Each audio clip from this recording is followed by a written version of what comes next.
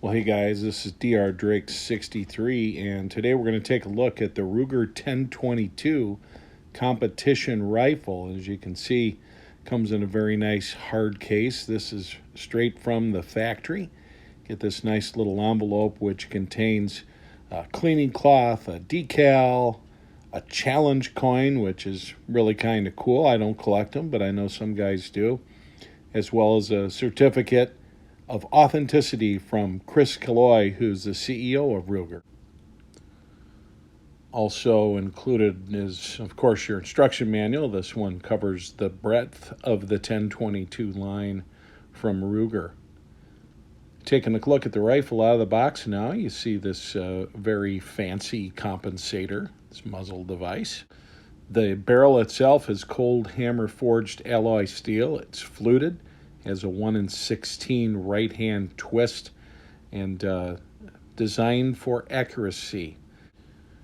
It also features a hard coat anodized black aluminum receiver, which is CNC machined and heat treated, and an integral Picatinny rail. Nice butt pad on the buttstock, as well as the adjustable cheek rest. We'll get into that a little bit more in a minute. You'll see that it does have a larger charging handle, and that's very nice, especially when you've got the scope in use on something like this. But just overall, a very well-designed version of the Ruger 1022. Very smooth bolt operation, much more so than your stock run-of-the-mill 1022. The custom shop does a very nice job on this particular portion, and as well, there's a magazine release lever that's right next to the trigger. Very easy to get that magazine out, and if you got a bench rest going, something like that, that's nice.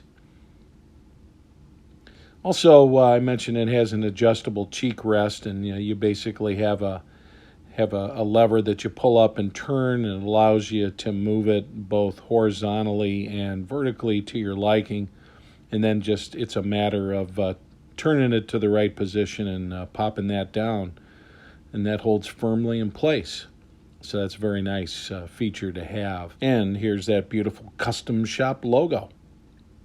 So today we're going to try 3 different types of ammo, and as I mentioned earlier, going to use the same scope that we've used on that CZ that we've had such good accuracy results with.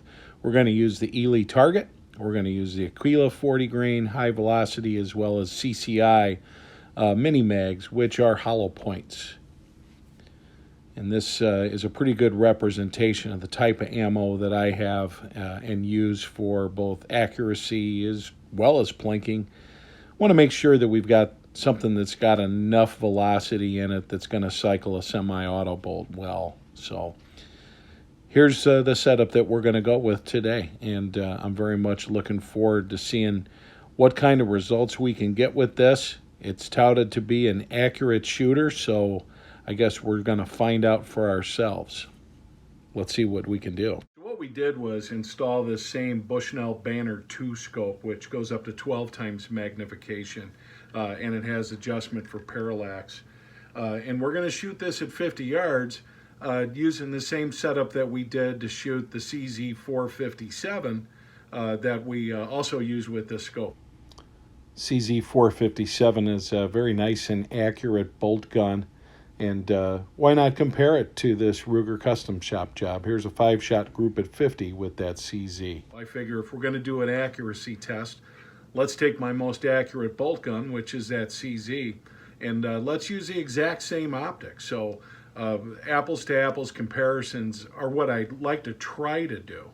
But this is just such a nice compact rifle, and I'm used to a bigger rifle. This is the first accurized 22 semi-automatic that I've ever shot, and I'm real interested in seeing how it works. I can tell you right now that this is not a regular 1022 in terms of the bolt. There's been some extra attention paid to the machining processes, materials used, and so forth, and I'm really looking forward to seeing how this does with various types of ammo, and showing you what kind of groups we're able to get at 50 yards.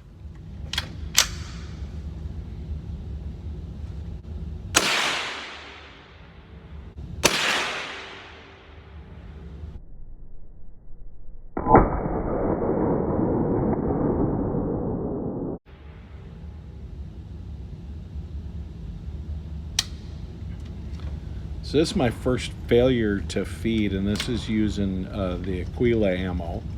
And I did have to clear a jam, basically, to get that going. And now we're switching to the Ely, and bang, failure to feed as well. So you can imagine that I'm a little bit frustrated about that, wondering what kind of ammo pickiness this rifle has. So the Ely that did not feed is on top, the Aquila's on the bottom, and as you can see, they're kind of malformed. Wondering if they might have come out of the box that way. Thought I'd also give you a better close-up look of this rifle in action, especially in terms of the cycling. Here you see it in normal speed, and we're going to slow it down a little bit. You get an idea how that works. We did not have any additional mishaps after those original problems that I showed you earlier. And now you see that trigger-mounted magazine release. Works a lot better if you don't have the magazine sitting on top of the shooting bag. It has a dual bedding system that attaches the receiver to the stock, and it is also a completely free-floated barrel. So these are things that aid in accuracy as well. And like I said, outside of those first couple hiccups early on, we shot hundreds of rounds without any problems. So let's talk target results a little bit. First up, this is a target where I'm trying out various kinds of ammo. What you're going to see are 10-shot groups. This is first by the CCI, and then this is the Aquila. So a little bit tighter presentation. This is also the Aquila, and this is also the Ely, which is hitting low. What you see up top are both CCI, and this is me shooting as quickly as I can. Now this Ely had a failure early on in the 10-shot process, and I was thinking maybe Ely is going to be a problem. But I thought, let's take a closer look at that Ely. So we decided to go with 5-shot groups. They were hitting low. Less velocity coming with these, whereas the CCI and the Aquilas were right on track with each other. These were hitting low, and I thought, well, I don't want to re-zero my scope, so why don't I change my aim point to right here? And those are the results you see. This third one was also shooting low, and then I changed my aim point, and then these are my last two with the Ely. 5-shot groups. This is my group of the day, by the way. So this was my aim point, and that's where it hit. Pretty consistent. Would have had two identical like that, all touching holes, except for this one flyer. But I found that using this for a point of aim was going to be more accurate than the center of a large orange dot. Decided to do the same thing with CCI. Starting from the bottom and aim point that same location, and as you can see, I was able to also get some pretty good results. That's my CCI group of the day, 5-shot group. So it would have been the same hole except for this. You can see what kind of results we're getting. So when Ruger asked me to participate in their writers testing and evaluation program, naturally I was really excited about that, flattered as well. It means that enough of you guys are tuning in to watch me that they believe that I might be worth a little bit of their attention. So I have you guys to thank for that. When they suggested that this be the first rifle that I do a review on, I have to admit, I was thinking, a 1022, gosh, that's so been there, done that for me. And in addition to that, I'm kind of just been doing a lot of 22 stuff here this last 6 months or so. And they have such a big catalog. I thought there's got to be something a little bit more exciting to do than a 1022. But I said, sure, let's take a look at your custom job scenario. So who is this kind of rifle going to appeal to? It's going to appeal to the kind of person that wants the most accurate 22 semi-automatic that they can get without having to do a bunch of amateur gunsmithing or parts collecting and assembly themselves. So in other words, you can buy a stock 22, but it won't have a receiver that is quite as nice as this. It won't have an integral Picatinny rail. You'll have to replace the barrel, you'll have to replace the stock, the trigger, the list goes on and on. So what this is an accurized version of the Ruger 1022, and based on the shooting results that I showed you, I think it's pretty darn accurate.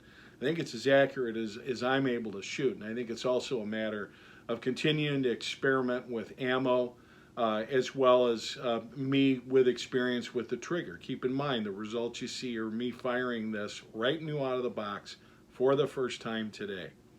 But if you're somebody that wants to have an accurized 1022, and you don't want to go collect all the parts and all the stuff to build it the way you want it, and instead want to get something that's pretty close to being the way you want it, this is a strong recommend from me.